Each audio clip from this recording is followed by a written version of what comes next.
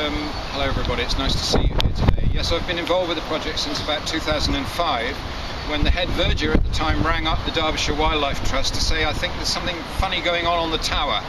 We're finding some bits of birds at the bottom and we're hearing noises at the top. We don't know what it is, but we think something is going on up there. Would you come down and have a look?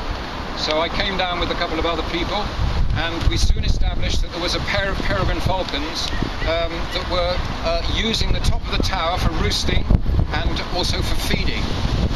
That spring, the pair began to display, that was the spring of 2005, they displayed very noisily, and people in the local solicitors' offices were opening their windows and saying, what on earth is going on? There was all this screaming and flying about going on outside. They were exceptionally noisy. But because there was nowhere flat on the cathedral for them to nest, the birds disappeared about Easter time, and we thought, well, that's the end of that. Fortunately, in the autumn they reappeared, and at that point I thought, well, what we need here is somebody with some technical skill and ideally some mountaineering skill, because that's a very tall cathedral and I'm not somebody to go up and down ropes on it, but I did know somebody who was. So I got my friend Nick Moyes, who at the time was working for Derby Museum, involved. Now Nick has two great attributes. One, he's a mountaineer and he's an abseiler, so he's happy to go down on a rope from the top of any cliff or cathedral. That was a big bonus. The other thing is he's technically very adept at sorting out webcams and blogs and social media and all those sorts of things. I'm useless at that. So between the two of us, we began to think maybe we could do something. But the first thing was to try and get a platform in place. And with the great help of the cathedral, the support of the cathedral, the consent of the cathedral, because that of course is a Grade 1 listed building, and the tower of course was built in 1530 or something, so it has a lot of, it's the most significant building and tower in the whole of the city. They allowed us to put the platform, as you've seen, on the east side that spring, 2006. Within 3 weeks, the mail had come down and thought, this is Des Res, this is just what we've been looking for. Where's this come from? It suddenly appeared, the perfect nest. And he enticed the female down. She thought, yes, indeed, this is perfect. We will nest here. And within probably 3 or 4 weeks, we don't know because we didn't have cameras, the female had laid eggs and she kept disappearing and staying inside the platform for days on end, so we knew something was happening. Eventually some chicks appeared, and from then on they've nested every single year in that platform, so they like it very much. Of course, this was big news at the time. At that time there was only one other nest site on a church in the whole of the country, and our next plan was to try and get cameras up so we could see into the nest and so we could show what was going on, not only to people who gathered down here, and we had a lot of those in the early years, and it's dropped off a little bit subsequently, but we still get good numbers coming. We wanted to show these birds in Derby to the rest of the planet. So Nick Moyes got down and got 2 cameras in place. You've seen them on either side of the nest ledge there, and he connected it all up to the internet, and suddenly wherever you were on the planet you could watch Derby's peregrines. So we really connected this city to the whole of the planet, and indeed, as Matt said, we've had 2 million hits to those webcams in the last 4 or 5 years. We reached that about in November last year. We've had hits from over 70 countries throughout the world. All over the place, Baluchistan, South Africa, New Zealand, France, wherever you can find a country, we've always had somebody watching. We've even had some dots on the map right in the middle of the Pacific.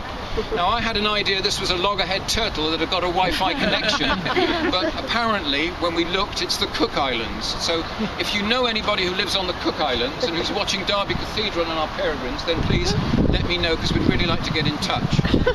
One of the nice things about the project is that when Nick set up the webcams, he also set up a blog, which would mean that we could tell people what was going on.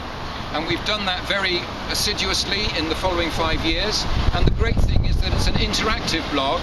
So if you're watching in the Cook Islands or Hawaii or wherever, you can send a comment in to us saying, I really want to know why these chicks are so big now, or what are they feeding on, or what's going to happen next, or as happened this morning, I've been watching for weeks. This morning I can only see 3, has one flown? So that facility, that interactive facility, or people are just turning around because one of the adults is just returning, you can just see it flying up and landing on the lead gutter at the top of the tower there. So whether it's he or she, I can't quite tell, they're very similar, but they're looking down on the chicks, which as you can see are flapping in the nest box, and so I suspect the others will go fairly soon. So it's been an exciting story. It's attracted a lot of media coverage. We've drawn in people who wouldn't otherwise get involved with wildlife, and now we want to take the project on a further step, but we're limited by the resources we've got. The project up to now has been run to a great extent by voluntary help. We've had some paid staff working on it, but in order to take it forward, we needed a lot of money. And so last autumn we hatched a plan to put a bid into the Heritage Lottery Fund, to their Your Heritage pot, for some money to help us to run the project. Tim Brooks, where's Tim over here, from Derbyshire Wildlife Trust, and Nick Moyes in particular, worked very hard on that over the winter. The bid went in early this year, and in April, late April, early May, we discovered that we've been successful, which is brilliant news, and it means we can take the project forward now over the next 3 years and do things that otherwise we certainly wouldn't have been able to do. One of the things that we've always wanted to do is to engage with more people, engage with the communities, engage with the schools, draw them in, bring them to Cathedral, show them this wonderful building and these wonderful birds which are nesting on the top of it. And so now, with an engagement officer who we will employ every summer for 3 months, we will be able to do that much better than we've been able to do at the moment. We've had the odd school down here, and a few schools have been watching the webcams and reading the blog, even sending comments in. We've had some delightful comments. But now we'll be able to do that much more effectively. We're moving on to live streaming. At the moment the pictures are 6-second intervals, so you get a bird doing this, next minute it's that. So now we're moving on to a stage, we're just setting it up now, and with the money from the lottery that will pay for that, so we'll be able to show people the birds in real time. So that is a great step forward, and something that should happen now within the next few weeks. It's on its way at the moment.